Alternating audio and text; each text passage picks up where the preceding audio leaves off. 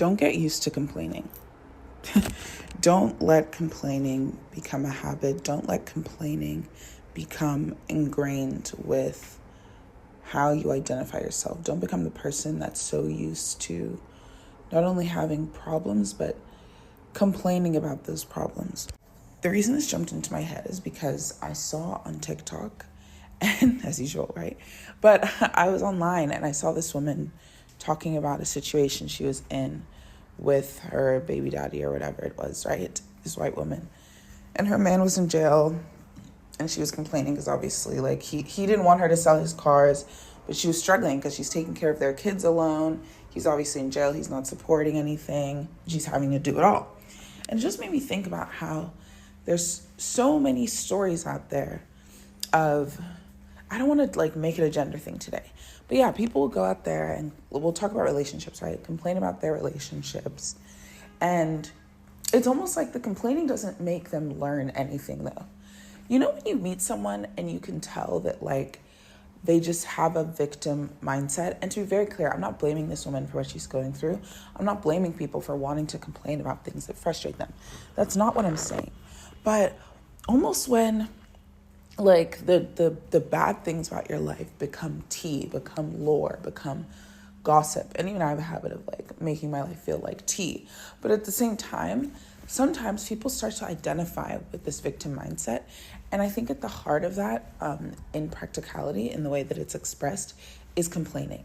So when you're constantly complaining about a man, you're almost telling your system that like, this is what I like to talk about. This is what I like to think about. This is what occupies my day, right? Because why are you complaining about that man over and over and over again? You know what I mean? Like if you were complaining for the first time, right? Like, hey, he did me dirty in this way. I'm complaining for the first time. Now it's over. Perfect. But you wouldn't complain constantly about the same man, the same situation, the same disappointments in your romantic relationships, because at least within the same one relationship, it shouldn't keep happening. It shouldn't keep happening. Of course, there are minor little things where you're like, oh, it's just a minor irritation. It's not enough to leave somebody, whatever. Some people feel that way. For me, it's always enough to leave. I'm such a leaver. Like having a romantic relationship is optional. Why should I deal with any kind of irritation, any kind of inconvenience? Like being with someone romantically is optional. So why should I suffer? But anyways, that's just me. A lot of people, they want to make it work. Having that romantic partner is important to them. Monogamy is important to them, whatever. And so the second, like they're willing to work through those little irritations, and I get that. But when you're complaining about a huge foundational issue to your relationship, but you're doing it constantly because the person clearly is not willing to work on themselves, to change, to treat you better, which I saw this other thing recently, and it was basically someone saying like, they got this amazing advice from a woman one day, and she was basically saying like, to sum it up, said something along the lines of, if you're hoping it will get better, just know that it won't, right? Like whatever it starts at is like the baseline. And if you're already feeling like something's missing, it's not everything you thought it could be and more, just know that it will never get there. I think a lot of people fall in love with the possibilities of a person, their potential. You're physically attracted to the person, you're sexually attracted to the person. Maybe on paper they have some qualities you like, but they aren't doing everything they're not everything that you ever wanted in a romantic partner. And you tell yourself, well, maybe one day they'll make up the gap. They won't. Because the woman was an older woman, and she said, everyone I know who thought this is not everything I've ever wanted and more, that person never became that for them. But everyone she knows who knew women that said, this is everything I've ever wanted and more. And not just from a delusional, I'm just so happy to have been picked, I'm just so happy to have a man at all kind of vibe, but like legitimately everything they've ever wanted in a romantic partner, the person was going above and beyond already. It only continued to grow and evolve and get better and better as that person proceeded in life with this life partner. So I think it's the same thing when it comes to the complaining and all of that stuff, right? That's why I say, okay, for me, I'm not going to put up with little things or even like just incompatibilities that could actually end up being major irritants, because something you might see as little now might not be a little incompatibility once you have kids, once this person is living with you, or the person that you are depending on, or they're depending on you. Those little things might actually start to snowball into other bad habits that make your life miserable, but whatever, right? What I'm trying to say with the complaining thing is, if you're always complaining about the same foundational issues about a person or a situation, The universe, your body, your mind almost starts to say, this is our normal. Because when we're upset about something, we don't make change. We don't brainstorm for solutions, right? It's not like we're venting, asking for support and actionable advice, right? Because, there's girls out there, they'll complain. They're not going to take your advice when you tell them to leave that man because it's the only option. They're not going to take advice when you tell them to set boundaries. They just want to hear themselves talk and have you soothe them because they know their man won't, so that they can go back and stay with the person. Right? So you're doing the emotional labor of smoothing over the situation by letting them get it off their chest in a sense, but they will go back to that man because you're not going to F them. The man will, right? But like I said, you complaining all the time, you are almost training yourself to say, I don't solve problems. I don't look for solutions. I don't take actionable steps against my issues. I just like to complain about something. And then the problem keeps presenting itself because you've also told your nervous system, your body, your mind, programmed yourself to think that when I have an issue, I don't take action, and the issue will continue to present itself. Whether it's within the same relationship, you're complaining about the same thing, different things within the same relationship, or the same thing across several relationships, you're telling yourself that this is enough for me. I'm willing to have these kinds of issues in my space, right? So let me give you the difference between some of the things I'm even talking about. I saw another story time, and a lady was basically saying how she found out her man was living a double life, and he actually had a completely different girlfriend that was like a long distance girlfriend that he's going on trips to see. But in that same story time, it wasn't a matter of, hey guys, oh my God, I can't believe what my current boyfriend, right, heavy on current, is doing to me. I can't believe I just found this out. Like, what should I do? She's still with him. Do you see that framing means she's still with him? When we get in the comment section of women like that on TikTok, I say we, but I don't get in those women's comment sections because it's just like, you're not going to listen to me anyway. But it's entertaining though. Entertaining is the wrong word. That's kind of mean. But yes, I love a story time though, right? But when you get in that comment section on TikTok, you'll see women saying, leave him or do this or set boundaries. And they never, ever do. They never, ever do. This woman, though, came into the story and said, what my ex-boyfriend did, he was living a double life. She left him immediately. She even ended the video and we talked about how you have to be able to hold complex emotions, right? Hold the good and the bad. But she said at the end of the video, like, I love him. Present tense, I still love him, but ultimately it's over. I can't go back to a relationship like that. So what she's told herself by doing this is, yes, I can complain. I can get it off my chest. I can vent. But this is not something I deal with. I don't deal with a man who would do this to me. I don't deal with this kind of betrayal. Because ultimately, she took him back. He would do it again in different ways, or she'd be on edge all the time. And before you know it, she's constantly complaining, quote unquote, about this issue. Because she's now told herself that this is something I work through. This is something I suffer. This is something I'm willing to continue engaging with. Instead of saying, I draw the boundary, that's not for me. Now, if we step away from like the romantic lens of looking at this, you could look at it platonically, right? So even for me, I remember, for a long time, I think I was very naive about my platonic relationships when it came to dynamics among like women and stuff. Because I know girls like to be friends with pretty girls. Everyone likes to be friends with pretty people. Men do it too. They find a male leader, quote unquote, right? And then they just like ride his balls until the wheels fall off or whatever it is. Right? You see, no one has more groupies than a man with his male friends. No one has more gold diggers than a man with his male friends that don't make as much money as them, right? But that's a whole separate issue. But what I'm saying is, I didn't really understand the social dynamics of people being friends with pretty people. I know my friends would say it. I would just kind of take it as a joke. I mean, they would say they're serious, but I would just be like, ha, ha, ha, that's funny. And it didn't happen that often. But what I'm saying is, I think for many, many reasons, when it came to my platonic relationships, I ended up just kind of naive. And I know for a lot of you guys, maybe that are repeat listeners, you might have listened to episode 6. A giant can never be as small as an ant. And in my head, I feel like people who listen to this podcast are giants. You're either giants, and you get what I'm saying when I'm speaking, where you know me or you know me personally, and anything I say is never like about bragging or whatever, because you're a giant. You're not threatened by other people, right? And then, or you're hate listening to this, like hate watching, like hate listening to this, and you're like, oh, fuck this bitch. And then you're an ant, but that's okay, because like, hey, thanks for being here. Maybe one day you'll stop being an ant, but I wouldn't have to do the direct emotional labor of trying to turn you into a giant. But anyways, yes, a giant can never be as small as an ant. And I found myself in my friendships not thinking I was surrounded by giants, right? Or if I knew that people were kind of ants in terms of like their self-esteem level, not in terms of like what I saw them as a vibrant, wonderful person, whatever, but in their behavior, they were ants, right? They were small-minded. And because they were small-minded, their world became small and they became small, right? As much as I might have known some of my friends were ants, some of them were not, I would always try to treat them with love and almost push them and try to love them into becoming giants. And I talk about that more on that episode, right? And what I found over the years is that I would have these falling outs with my friends, and they weren't frequent enough for me to feel like this was a legitimate issue I needed to sit down and address, like at all, because I cherish my friendships with women so much. But they were frequent enough where it got to a point and I was like, hold on, like something's wrong here, right? Because I shouldn't have a friend in my life who is seeing me go through something and is saying, well, if you don't figure your shit out, you're going to have to move out. Like, I shouldn't have a roommate like that. And then on paper and to other people, we're supposed to be this like super close friends.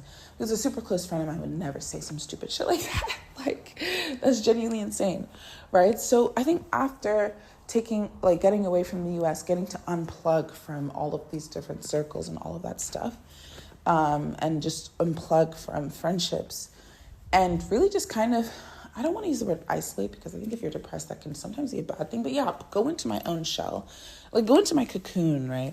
And then emerge as a butterfly and a social butterfly and come back to myself, because I am a very social person. But I found that in those several years where I said, you know, I'm minding my own business, even by force or just by the nature of, you know, where I was in life, it really helped me to where now, when I think about social situations, I'm not allowing ants in the crib. Like, I'm not allowing ants to infiltrate. So I have these situations where, like, I will meet someone and not like I'm actively thinking, oh, this person is an ant. But because that word is not necessarily the right word every time, but I'm much more careful and selective, because I'm the kind of person where I love people. And for me to know someone is to love someone. So I can love and get to know anyone. And so because of that, it's not like, oh, I'm not selective at all with my friends, but it's more of like an energy read for me. And if the interest is mutual on both sides about like our excitement around each other or getting to know each other, whatever it is, that's usually enough for me to continue to build a friendship and a bond and whatever. And what I found is that like, no, like bitches are weird. Like bitches can actually be weird. And I never wanted to believe that when I would hear it. And so I would almost like ignore the red flags in a person when I was younger. And then we'd be really close, and years would pass, and I'd look back and I was like, wait, that bitch was so weird. And like, even to this day, I'll think about a situation. I'm like, I missed this, I missed that, I missed this. Like all these things I ignored for the sake of, well, I love this person and I want them to be great and do great and like us to be great together, or just like, I love our friendship, right?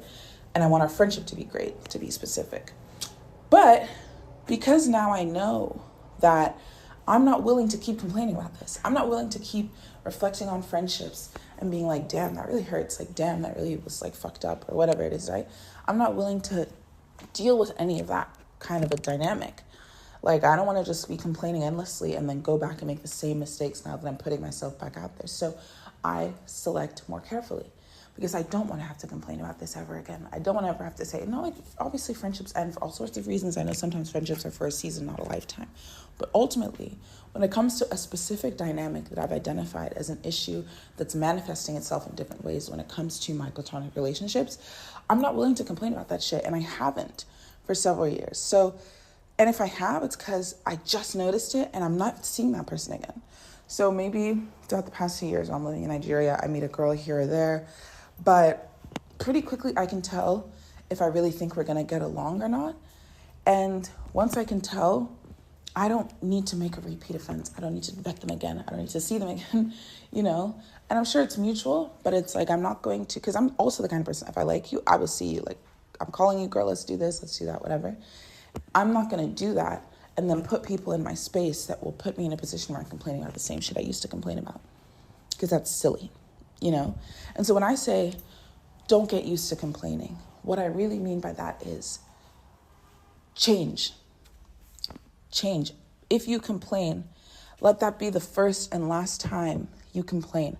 Some issues evolve over time. That's fine. But if you're opening your mouth because of a problem. Be willing to say that I'm opening my mouth about this either because I just need to get this off my chest emotionally. I'm frustrated. I need to express this, whether it's rage or whatever it is. I need to write this down and just get it energetically off of me.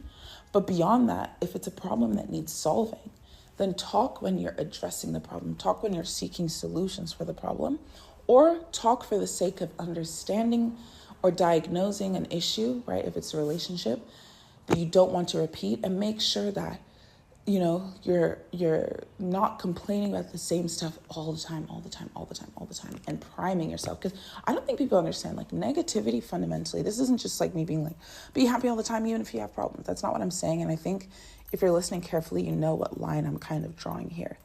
But I'm not one of these toxic positivity people, but I don't think people realize, like, negativity in all forms, I use that as a blanket statement, is bad for your health. Will cause disease, like legitimately will cause disease scientifically. If you are happier, at peace, willing to accept your surroundings, right? So even if you're going through something, finding a way to still be content, to find joy in your everyday. And we talk a lot about how to do that on this page and on this channel. But ultimately, not being able to do that, having resistance to your life, complaining about your life, because complaining is just a manifestation of resistance. Resisting what is in your life, complaining about it, but not doing anything to accept the obstacle or jump over the obstacle and move around the obstacle, whatever it is, so that you don't internalize and metabolize this resistance, this negativity towards your life.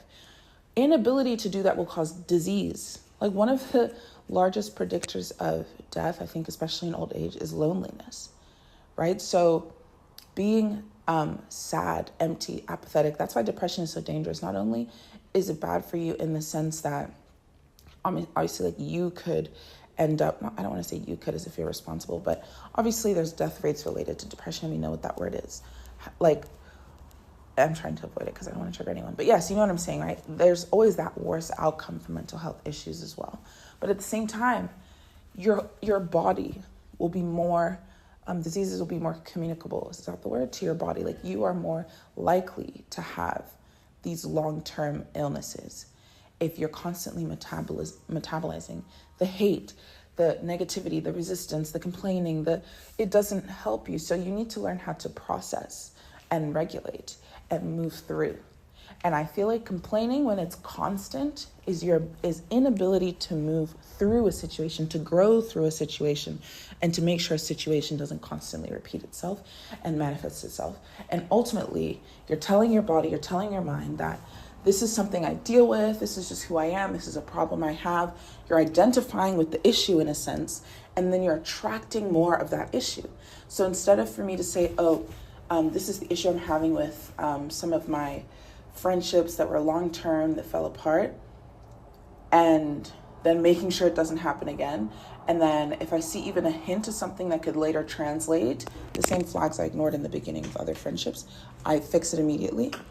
I could easily keep having these friendships for the sake of having friends, and then everything bites me in the ass.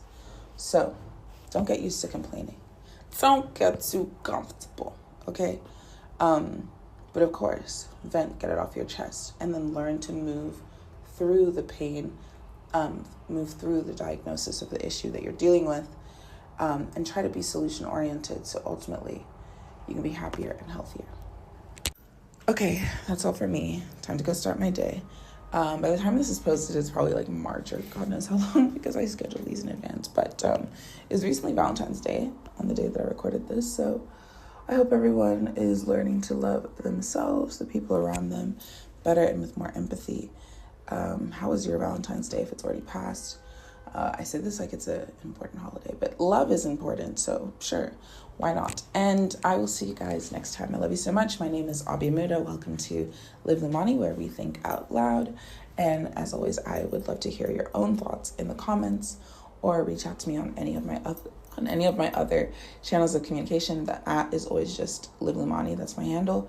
And you can find all of those links in my description box under the beacons link. And I'll see you next time. I love you so much, dearies. Mwah.